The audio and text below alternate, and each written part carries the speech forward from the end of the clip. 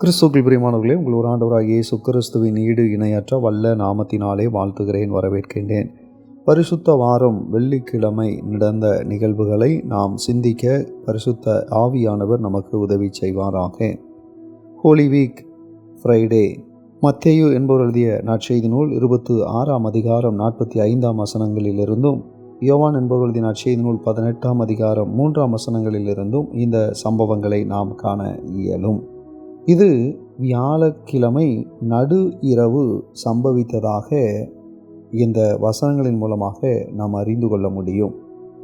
நித்திரை மயக்கமடைந்து தூங்கிக் கொண்டிருந்த சீஷர்களையும் இயேசு கிறிஸ்து எழுப்பி அவர்கள் பிடிபட்டு கொள்ளாதபடி அவர்களை ஆயத்தப்படுத்தினார். கெத்சமனே தோட்டத்தில் இரத்த வியர்வை சிந்தி பாரத்தோடு ஜெபித்த ஆண்டவர் தாம் சிலுவை பாடுகளின் வழியாய் இரட்சணிய வேலையை நிறைவேற்ற வேண்டும் என்பதை உணர்ந்து, அதுவே பிதாவின் சித்தம் என்பதை தெளிவாக அறிந்து பிதாவின் சித்தப்படி ஒப்பு கொடுத்தார். குருத்தோலை ஞாயிறன்று பிரதான ஆசாரியர் மூப்பர்கள் அனுப்பிய திரளான கூட்டத்தார் குருத்தோலைகளை கையில் ஏந்தி வந்தார்கள். அதே கூட்டத்தார் இந்த இரவிலே தடிகளையும் பட்டயங்களையும் பிடித்து கொண்டு வந்தார்கள். ஒருவேளை கலகம் நேரிடலாம் என்று எண்ணி இவ்வாறு வந்திருக்கக்கூடும். தம்மை பிடிக்க வந்த கூட்டத்தாரை தம்மை காட்டி கொடுக்க வந்த யூதாசை கண்டு இயேசு கிறிஸ்து விலகி ஓடவில்லை. தாமே மனமு வந்து ஏற்றுக்கொண்டார் என்பது அவருடைய வார்த்தையிலே நாம் கவனிக்க இயலும். யூதாஸ் காரியோத்தை நோக்கி, சிநேகிதனே, எதற்காக வந்திருக்கிறாய் என்று கேள்வி எழுப்பியவர், யூதாசே, முத்தத்தினாலேயா என்னை காட்டிக் கொடுக்கிறாய் என்று கேள்வி எழுப்பியவர், தம்மை பிடிக்க வந்த திரள் கூட்டத்திடம் யாரை தேடுகிறீர்கள் என கேள்வி எழுப்பினார். பிடிக்க வந்தவர்களின் பதட்டமான பதிலை கேட்டு, நான் தான் நீங்கள் தேடும் இயேசு கிறிஸ்து என்று தம்மை ஒப்பு கொடுக்கிறார். ஆண்டவர் அவர்களிடம் சாந்தமாகவே பேசினார் என்ற போதிலும் ஆண்டவரின் தோணியில் விளங்கிய வல்லமை பெருங்காற்றைப் போலவும் பலத்த இடிமுழக்கம் போலவும் பிடிக்க வந்தவர்களை பின்னிட்டு விழச் செய்தது என்பதை வேதாகமத்திலே நாம் காண்கின்றோம். என்னை தேடுகிறது உண்டானால் இவர்களை போக விடுங்கள் என்றார். யூதாசே, என் சிநேகிதனே, இம்மட்டும் வந்தாய், இதற்கு அப்பால் வராதே. நானே என்னை காட்டிக் கொடுக்கிறேன், நானே என்னை ஒப்பு கொடுக்கிறேன், நீ விலகிக்கொள் என்று சொல்வது போல் இந்த பகுதி இருந்தும் யூதாஸ் கிறிஸ்துவின் அன்பை புரிந்து கொள்ளவில்லை. சீஷன் ஒருவன் தன் குருவை சந்திக்கும் போது முத்தமிட்டு வாழ்த்துவது வழக்கம். அந்த மரியாதையான வழக்கத்தை தமக்கு சாதகமாக யூதாஸ் மாற்றிக்கொண்டான். நீங்கள் என்னை தேடுகிறது உண்டானால் எங்களை போக விடுங்கள் என்று சொல்லி தம்முடைய சீடர்களை தப்புவித்த கிறிஸ்து தமக்கு என்ன இடையூறு நேரிடனும் ஆடுகளின் நல்ல மேய்ப்பராக சீஷர்களை பாதுகாக்கின்றார். எனக்கு தந்தவர்களை காத்து கொண்டேன் என்னும் யோவான் 17ஆம் அதிகாரம் 12ஆம் வசனத்தின் ஜெபத்தை கிறிஸ்து நினைப்பூட்ட செய்கிறார். பேதுருவின் ஆத்திரம், Peter's resentment, anger is a short madness என்று சொல்வார்கள். ஆத்திரக்காரனுக்கு புத்தி மட்டு. ஆத்திரக்காரனுக்கு புத்தி குறைவு என்பதை நிரூபித்து காட்டிவிட்டார் பேதுரு. பேதுரு தனக்காக அல்ல, இப்படிப்பட்ட ஆத்திரத்தை கட்டுப்படுத்தவே ஜெபிக்க கற்றுக் கொடுத்த இயேசு கிறிஸ்துவின் சொல்லை கேட்காமல் நித்திரை செய்து பின்னர் பதட்டத்துடன் தனக்கும் உடன் சீஷர்களுக்கும் கொடிய அபாயத்தை விளைவிக்கக்கூடிய முடிவு செய்து பட்டயத்தால் யூத சேவகனின் காதை துண்டிக்கிறார். பேதுருவின் குறி தலையே. அவனது பதட்டத்தாலும் யூத சேவகரின் ஜாக்கிரதையாலும் தலைக்கு வந்தது காதோடே நின்றது. சத்துருக்களை சிநேகியுங்கள் என்று கற்றுக் கொடுத்த ஆண்டவர் அந்த அன்பு கட்டளையை மல்கூஷின் வெட்டப்பட்ட காதை ஒட்ட வைத்து பிதா கொடுத்த பாத்திரத்தில் தாமாகவே முன்வந்து பானம் பண்ண கிறிஸ்து இயேசு தன்னை அர்ப்பணிப்பதை பதட்டமில்லாத அவருடைய செயல்களினால் அறிந்து கொள்ள முடிகிறது. 12 லேகியோன் தூதர் படை, த 12 legions of angels. தம்மோடே இணைந்து ஊழியம் செய்திருந்தும் வல்லமையை அறிந்திருந்தும் அதிகேட்டால் பேதுரு செய்த காரியத்தை ஆண்டவர் உணர்த்துகின்றார். தாம் பிதாவை வேண்டிக் கொண்டால் 12 லேகியோன் தூதர் படை பாதுகாவல் கிடைக்கும் என்கிறார். ஒரு லேகியோன் என்பது 6000 காலாட்படை வீரர்களும் 600 குதிரைப்படை வீரர்களையும் உள்ளடக்கிய படையாகும். ஒரு லேகியோன் பட்டாளத்தை ரோமர்கள் கானான் தேசத்திலே தேவாலயத்தை காக்கும் பணியில் வைத்திருந்தார்கள். 12 லேகியோன் என்று கணக்கிடும் பொழுது 79,200 தூதர்கள் என்பதை புரிந்து கொள்ள முடியும். 2 ராஜாக்களின் புஸ்தகம் 19ஆம் அதிகாரம் 35ஆம் வசனத்திலே அசீரியரின் பாளையத்தில் ஒரு தூதன் 1,85,000 பேரை சங்கரித்தான் என்ற குறிப்பு அறிந்து கொள்ளும் பொழுது ரோம பட்டாளமானது ஒரு நொடிக்கும் குறைவான நேரத்தில் அழிக்கப்பட்டுவிடும். ஆனால் கிறிஸ்துநாதர் பாடுபட வேண்டியது தேவனுடைய திட்டம். எனவே அதை நிறைவேற்றவே குமாரனாகிய கிறிஸ்து பிரயாசப்பட்டார். 12 மணி நேரத்திற்குள் 6 முறை விசாரணையும் அதில் மீறப்பட்ட விதிமுறைகளையும் நாம் இங்கே காண்கின்றோம். 6 trials in 12 hours, the breaking of rules. இரவு 9 மணிக்கு கெத்சமனே தோட்டத்திற்கு ஜெபிக்க சென்றவர் நள்ளிரவில் கைது செய்யப்பட்டு முதலாவது அன்னா என்கின்ற 90 வயது நிரம்பியவரிடத்திலே கொண்டு போய் நிறுத்தப்பட்டார். பிரதான ஆசாரியனாகிய காய்பாதான் விசாரிக்க வேண்டும். ஒருவேளை இயேசு கிறிஸ்து அற்புதம் செய்து மறைந்துவிட்டால் தனக்கு அவமானம் என்று எண்ணி தந்திரசாலியும் அனுபவசாலியுமான அன்னாவினிடத்திலே அனுப்பப்பட்டார். ஏனென்றால் இயேசு கிறிஸ்துவை குற்றவாளியாக்கக்கூடிய தந்திரமும் சாமர்த்தியமும் அன்னாவிற்கு இருந்ததால் அனுப்பப்பட்டார். அன்னா முன் விசாரணையில் நிறுத்தப்பட்டிருந்த இயேசு கிறிஸ்துவினிடத்திலே நீதிபதி நேரடியாக குற்றவாளியிடத்திலே கேள்வி கேட்கக்கூடாது. குற்றவாளியிடம் விசாரிக்கும் முன் 2 சாட்சிகளை விசாரித்திருக்க வேண்டும். நீதிபதி முன் குற்றவாளியிடம் வேறு யாரும் பேசவும் தொடவும் அனுமதி கிடையாது. குற்றவாளிக்கு தொல்லை கொடுப்பவரை நீதிபதி கண்டிக்க வேண்டும்.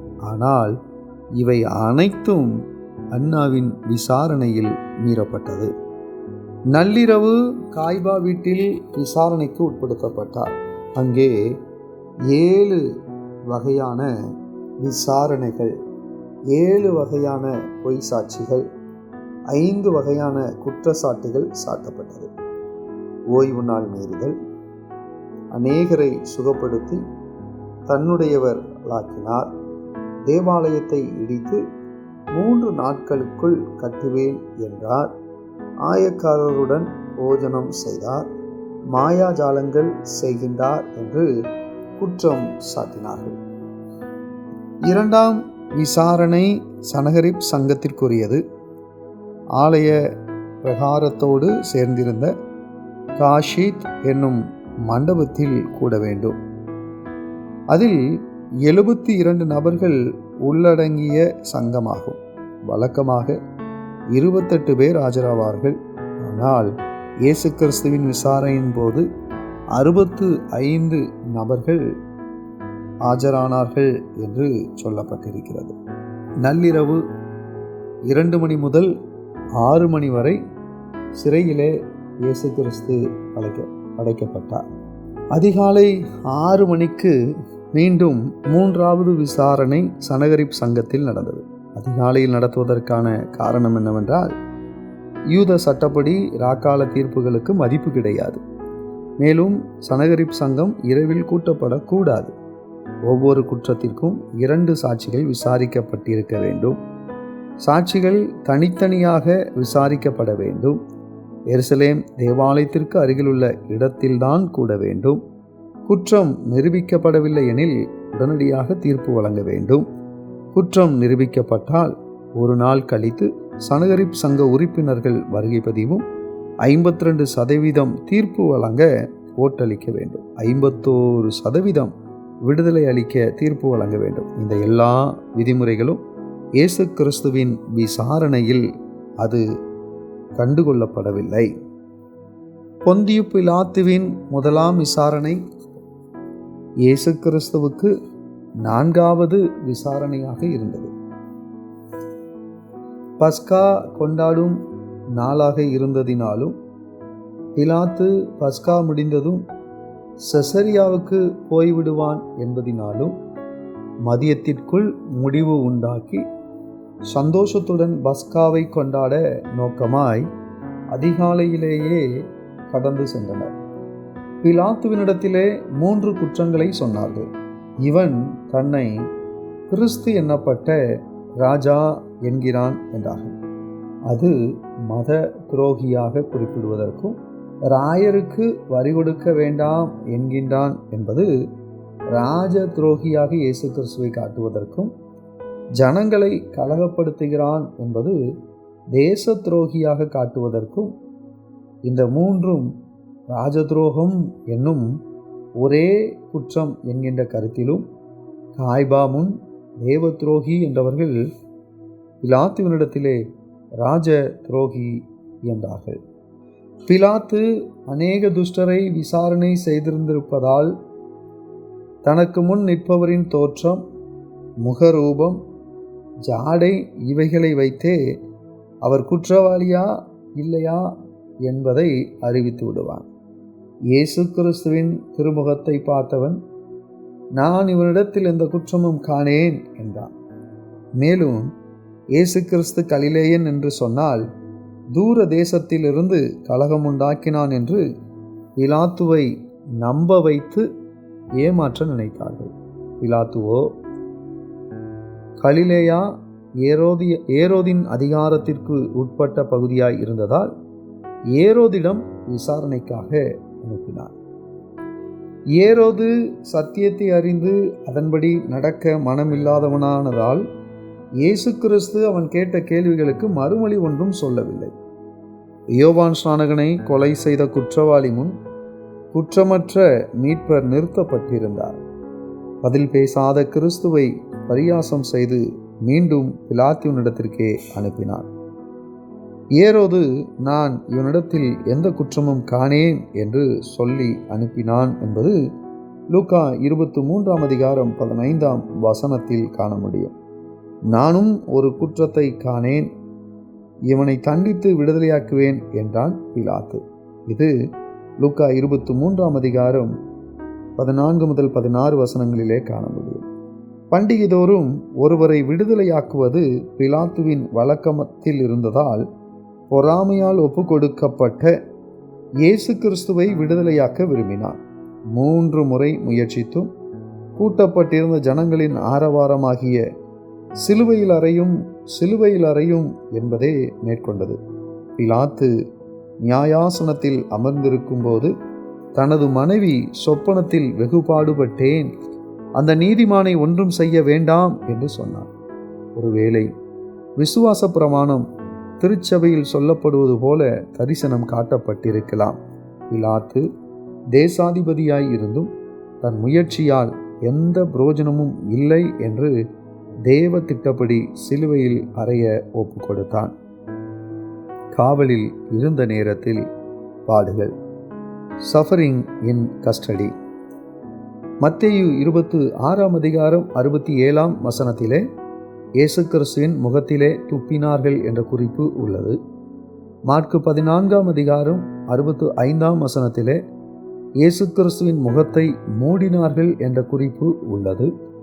மத்தேயு 26:67 இயேசு கிறிஸ்துவை குட்டினார்கள் என்று குறிப்பு உள்ளது.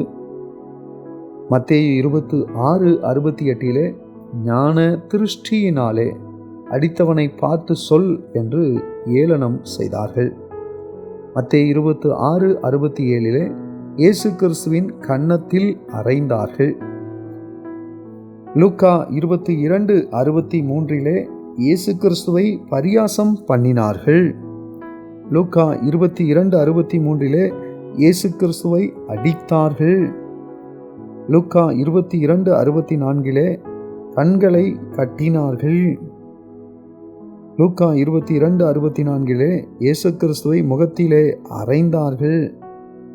லூக்கா 22:65 அநேக விதமான தூஷண வார்த்தைகளை அவருக்கு விரோதமாக சொன்னார்கள் என்பது மிகவும் தெளிவாக கற்றுத்தரப்பட்டிருக்கிறது. பிலாத்து வாரினால் அடித்து இயேசு கிறிஸ்துவை சிலுவையில் அறைய ஒப்பு கொடுத்தார். Pilate's scourging and condemnation to the cross.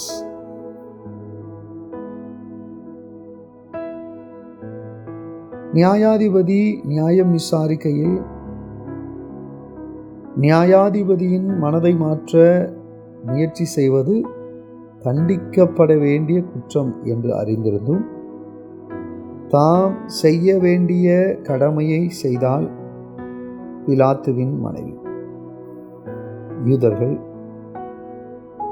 நீர் இயேசு கிறிஸ்துவை விடுதலை பண்ணினால் நீர் ராயனுக்கு சிநேகிதன் அல்ல என்றது அவன் தேசாதிபதியின் சிம்மாசனத்தை இழக்க நேரிடுமோ என்று பயந்து இயேசு கிறிஸ்துவை சிலுவையில் அறைய ஒப்புக் கொடுத்தார். சிலுவையில் தொங்கவிடும்படி ஒரு மேல் விலாசத்தை எழுதினார். அதில் நசரேயனாகிய இயேசு யூதருடைய ராஜா என்று எழுதியிருந்தது. அதை மாற்ற வேண்டும் என்ற யூதர்கள் முயற்சித்த போது, நீதிமானை சிலுவையில் அறைய ஒப்பு கொடுத்தது உங்கள் விருப்பப்படி, இது மட்டுமாவது என் விருப்பப்படி என்று விட்டுவிடுங்கள் என்பது போல் தேசாதிபதி பதிலளித்தான். யோவான் 19:22 பதிவு செய்யப்பட்டிருக்கிறது. தான் ராயனுக்கு சிநேகிதன் என்பதை நிரூபிக்கவும் ரோம வழக்கப்படியும் குற்றவாளியை கொலை செய்யும் முன் வாரினால் அடிப்பார்கள். அந்த வாரானது கயிற்றினாலாவது தோல் வாரிலாவது இடையிடையே சிறு சிறு மணிகள் போல் பின்னப்பட்டதாயும் நுனியின் கூர்மையான பகுதி இரும்பு கம்பிகளும் கொக்கி போன்றதாகவும் ஒரு கைப்பிடி கம்பில் 5-6 வார்கள் சேர்த்து இணைக்கப்பட்டதாயும் இருக்கும். வாரினால் அடிக்கும்போது குற்றவாளி ஒரு தூணில் குனிந்த நிலையில் கட்டப்பட்டு முதுகில் அடிப்பார்கள். அப்பொழுது கம்பிகளும் கொக்கிகளும் சரீரத்தில் பல கீறல்களை உண்டாக்கும். அந்த அடி தாங்காமல் மரிப்பவர்களும் உண்டு. பஸ்கா ஆட்டுக்குட்டியாய் கிறிஸ்து, ஜீசஸ் கிரைஸ்ட் த பாஸ்கல் லாம். விசாரணை முடிந்து மறுதினம்தான் தீர்ப்பு கூற வேண்டும். தீர்ப்பு கூறி 10 நாட்களுக்கு பின்புதான் தண்டிப்பது ரோம சட்டம். ஆனால் அவை அனைத்தும் மீறுதலாக தேவனுடைய அநாதி தீர்மானத்தின்படி பஸ்கா ஆட்டுக்குட்டிகள் அடிக்கப்பட்ட அந்நாளில்தானே உலகத்தின் பாவத்தை சுமந்து தீர்க்கும் தேவ ஆட்டுக்குட்டி அடிக்கப்பட்டார். நமது மீட்புக்காகவே என்பது அது நிச்சயம். பிலாத்துவின் வீட்டிலிருந்து கொல்கதா வரை 1 மைல் தூரம் சிலுவையை தூக்கி சுமந்தார். சர்வலோகத்தின் பாவமும் இந்த சிலுவை மீது, சிலுவையோ சிருஷ்டிகர் மீது எவ்வளவு கடினமான பாரம். உண்மை அன்புக்கு கஷ்டம் தெரியாது என்பதை சிலுவைநாதர் இயேசு கிறிஸ்து நிரூபித்தார். துன்பத்தின் மத்தியிலும் ஆறுதல் சொல்லும் கிறிஸ்து. Jesus comforts in the midst of suffering. லூக்கா 23:28 காண்கின்றோம். யூத சட்டப்படி குற்றவாளிக்காக யாரும் அழக்கூடாது. சிலுவை பவனியின் போது பெண்கள் சட்டத்தை கண்டு அஞ்சவில்லை, மாறாக இயேசு கிறிஸ்துவின் மீது பரிதாப கண்ணீர் விட்டனர். குழந்தை சுமந்த அவர்கள் தாங்கியது ஒரு காரணமாயிருக்கலாம். குழந்தை சுமையை அவர்களும் தாங்கியிருப்பதும் ஒரு காரணமாய் இருக்கலாம். இயேசு கிறிஸ்து அவர்கள் முகமாய் திரும்பி, எருசலேமின் குமாரத்திகளே, நீங்கள் எனக்காக அழாமல் உங்களுக்காகவும் உங்கள் பிள்ளைகளுக்காகவும் அழுங்கள் என்று சொன்னார். இதன் அர்த்தம் நான் உங்களுக்காக பாடுபடுவதை கண்டு அழக்கூடாது என்பதாகவும் இருக்கலாம். மேலும் ஆத்ம பாரத்தோடு நீங்கள் உங்கள் பிள்ளைகளுக்காக அழுது ஜெபித்தால் வரும் காலங்களில் உங்கள் பிள்ளைகளை நினைத்து அழ வேண்டியது இருக்காது என்பதும் மறைவான சத்தியமாகும். கொல்கத்தா சேருதல், த ஜர்னி டு கொல்கத்தா. மத்தேயு 27 அதிகாரம் 33 வசனத்திலே நாம் காண முடியும்.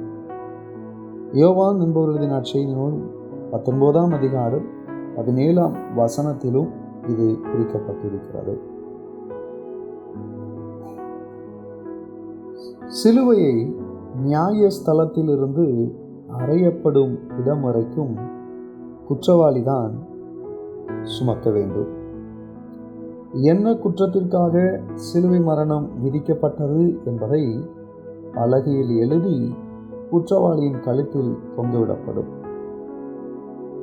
டிஸ்மாஸ், பெஸ்ட்ராஸ் ஆகிய 2 கொலை குற்றவாளிகள் செலோத்தே என்னும் வன்முறையில் ஈடுபடும் தீவிரவாதிகள். அவர்கள் ரோம ஆட்சிக்கு எதிராக போரிட்டவர்கள்.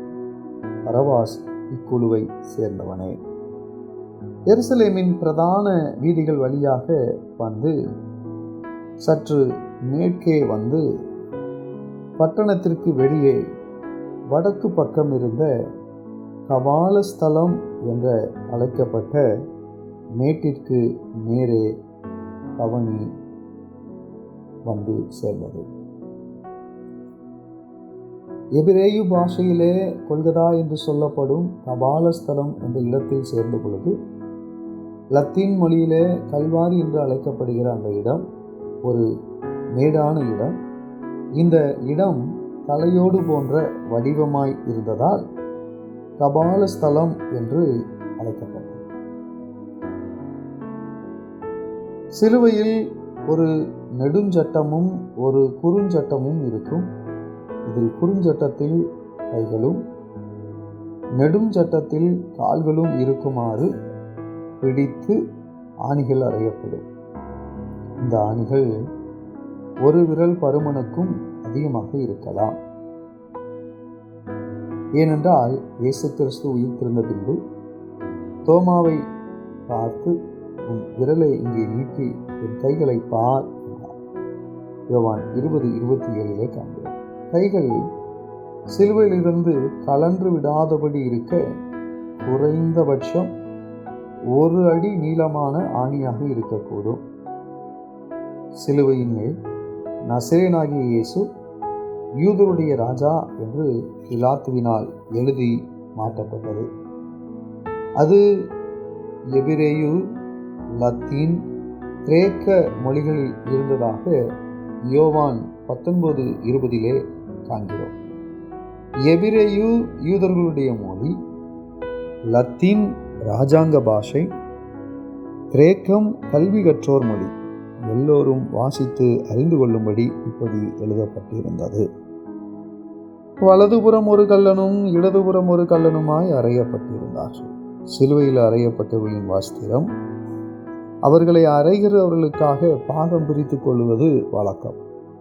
இயேசு கிறிஸ்துவின் அங்கியானது தையல் இல்லாமல் ஒன்றாய் செய்யப்பட்டிருந்ததால் தங்களில் யாருக்கு அந்த உடை சொந்தம் என்று சீட்டு போட்டார்கள். அதுவும் தீர்க்க தரிசனத்தின் நிறைவேறுதலே என்பதை சங்கீதம் 22:18 மூலமாக நாம் அறிய முடியும். சிலுவையின் மேல் கிடத்தப்பட்டு ஆணிகள் அடிக்கப்பட்ட குற்றவாளிகளை இப்படியே சிலுவையோடு இழுத்து கொண்டு வந்து அதற்காக மலை மேல் தோண்டி வைக்கப்பட்டிருக்கும் குழி அண்டை சேர்த்து சிலுவையின் மேல் நுனியில் ஒரு வடத்தை கட்டி அப்படியே உயர்த்தி இழுத்து அந்த குழிக்குள் நிறுத்துவார்கள். கற்பாறையான அந்த குழிகளில் சிலுவை திடீரென்று விழும். இப்படி விழும்போது நரம்புகள் அருந்து போகிறதும் எலும்பு இணைப்புகள் விட்டு போகிறதும் உண்டு. இதனால் சொல்ல முடியாத வேதனை உண்டு. பரலோகத்தில் நமக்கு இடம் தருவதற்காக சிலுவையில் நமது இடத்தை இயேசு கிறிஸ்து எடுத்துக்கொண்டார். சிலுவையில் உதிர்த்த 7 விலையேற பெற்ற முத்துக்கள், The 7 precious pearls from the cross. காலை 9 மணி முதல் 12 மணி வரை கூறிய வார்த்தைகளாவன: எந்த விசுவாச வேண்டுதலுக்கு முன் குறைகளை மன்னியுங்கள் என்று மார்க்கு 11:25 சொன்ன தேவன், பிதாவே இவர்களுக்கு மன்னியும் என்றார். லூக்கா 23:34. இருக்கின்ற நிலைமையில் ஆண்டவரிடம் அர்ப்பணிக்கும் போது அவர் பரலோக வாழ்வை அருளுகின்றவர் என்பதை 2ஆம் வார்த்தை மூலம் நாம் அறிந்து கொள்ளலாம். லூக்கா 23:43 இன்றைக்கு நீ என்னுடனே கூட பரதீசில் இருப்பாய். உண்மை அன்பை வெளிப்படுத்துவார். இந்த மாய உலக அன்பு மாறக்கூடியது என்பதை உணர்ந்து தம் அன்பு சீஷனும் சிலுவை அண்டை வந்த ஒரே சீஷனையும் தாயையும் நோக்கி யோவான் 19:26 சொல்லப்பட்டபடி, ஸ்திரீயே இதோ உன் மகன், சீஷனே அதோ உன் தாய் என்று ஒப்பு கொடுக்கின்றார். 12 மணி முதல் 3 மணி வரை, 6ஆம் மணி நேரம் முதல் 9ஆம் மணி நேரம் வரைக்கும் உலகத்தின் பாவ இருள் பிதாவின் சமூகத்தை மறைத்து திரித்துவ தேவனின் திருமுகம் மறைவை கண்டு மத்தேயு 27:46 குறிப்பிட்டபடி, என் தேவனே என் தேவனே ஏன் என்னை கைவிட்டீர் என்றார். நான் கொடுக்கும் தண்ணீரை குடிக்கிறவனுக்கோ ஒரு காலம் தாகமுண்டாகாது என்று சமாரியாவில் உள்ள சீகாரின் ஊரின் ஸ்திரீனிடத்தில் பகிர்ந்து கொண்டவர். யோவான் 4:14 ஆத்தும தாகம் உடையவராய், யோவான் 19:28 தாகமாயிருக்கிறேன் என்றார். பிதாவின் சித்தம் சிலுவை பாடுகளினால் நிறைவேறப் போவதையும் தம்முடைய உபத்திரவத்தின் பாத்திரம் நிறைவு பெறுவதை எல்லாம் முடிந்தது என்றும், சாத்தானின் அதிகாரத்திற்கு முற்றுப்புள்ளி என்றும், விசுவாச பிள்ளைகளுக்கு புதிய துவக்கம் என்பதை யோவான் 19:30 மூலமாக உணர்த்தினார். பரிசேயரிடம் தேவனுடையதை தேவனுக்கு செலுத்துங்கள் என்று மத்தேயு 22:21 சொன்னவர், ஜீவனுள்ள பிதாவினிடத்தில் பெற்றுக்கொண்ட ஆவியை பிதாவினிடத்திலே லூக்கா 23:46 படி ஒப்பு கொடுத்தார். கிறிஸ்துவும் உனக்காக பாடுபட்டு நீங்கள் தம்முடைய அடிச்சூடுகளை தொடர்ந்து வரும்படி உங்களுக்கு மாதிரியை பின்வைத்து போனார் என்று அப்போஸ்தலனாகிய பேதுரு 1ஆம் நிருபம் 2ஆம் அதிகாரம் 21ஆம் வசனத்திலே கற்றுத்தருகிறார். 1 பேதுரு 2:24 காண்கிறோம், நாம் பாவங்களுக்கு செத்து நீதிக்கு பிழைத்திருக்கும்படி அவர் தாமே தமது சரீரத்தில் நம்முடைய பாவங்களை சிலுவையின் மேல் சுமந்தார், அவருடைய தழும்புகளால் குணமானீர்கள். 2 தீமோத்தேயு 1:14 படி, உன்னிடத்தில் ஒப்புவிக்கப்பட்ட அந்த நட்பொருளை நமக்குள்ளே வாசம் பண்ணுகிற பரிசுத்த ஆவினாலே காத்துக்கொள் என்ற வார்த்தையின்படி நாம் பலப்படுவது நல்லது.